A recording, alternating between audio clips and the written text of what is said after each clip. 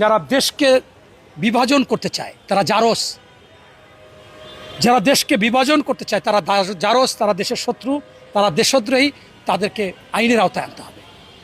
এই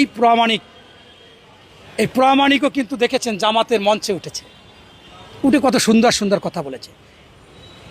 এই গোবিন্দ প্রামাণিক এবং চৈতালিকে বলতে চাই, তোরা যদি মানুষ হয়ে থাকো, তোর মা জন্ম যদি সঠিক হয়ে থাকে, জারস না হয়ে থাকো, তাহলে তোদের চিন্তা করতে হবে 5ই আগস্টের পরে এই বাংলাদেশে হিন্দু পরিবার, তার সন্তান, তাদের পূজা মণ্ডপ রক্ষা করার জন্য প্রতিযোগিতা করেছে বিএনপি, জামাত, সকল দেশের মানুষ।